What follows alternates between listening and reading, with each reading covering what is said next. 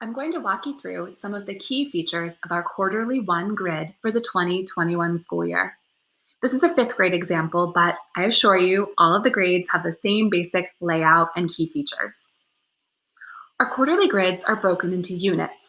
So this table that comes on the first page corresponds to Unit 1. And this table just outlines for you all of the standards that you'll be teaching in Unit 1. In the column on the left, you'll see the Common Core cluster in blue, and then the Common Core standards in white.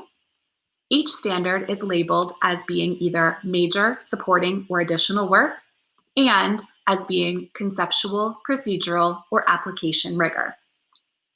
In the column on the right, you'll see the Pennsylvania Core standard in blue and eligible content in white.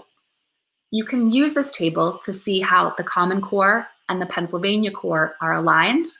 And this table also just gives you a big picture view of what standards you're teaching in Unit 1. As I scroll down, you'll see more standards, another cluster. It's all for Unit 1. Okay, so the next feature of our grids are this big table that kind of puts it onto a calendar. My first unit in fifth grade is a 6-week-long unit. Not all units will be 6 weeks. Some might be longer, some might be shorter. But our grids are always broken up into 2-week segments. So, because this is 6 weeks, it's broken up into 3 2-week segments. This table tells me what I'm basically covering in each of those 2 weeks.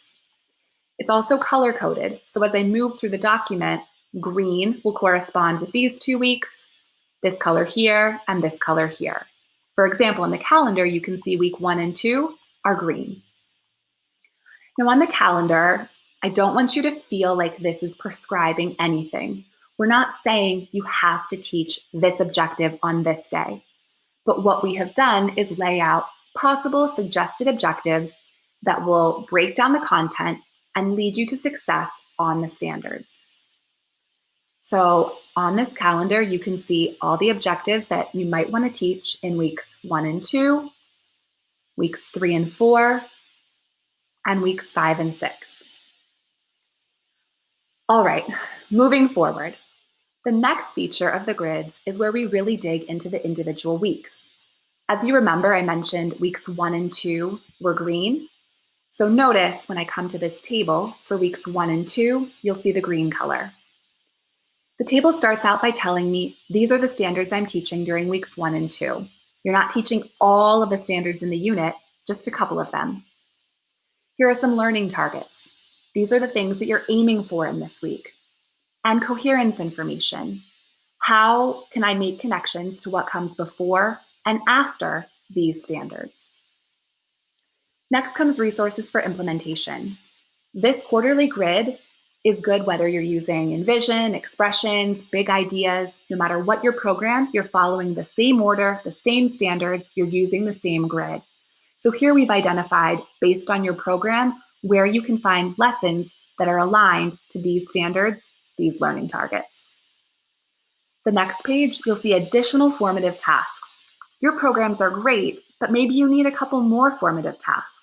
We've identified, based on each of the standards you're teaching during that particular 2-week period, what are some additional tasks you can use, and what is the goal of that task? Why might you want to use it? The last feature is a performance task. The idea is that on day 10 of your 2-week cycle, you will want to give kids an opportunity to demonstrate their mastery of all that they've learned.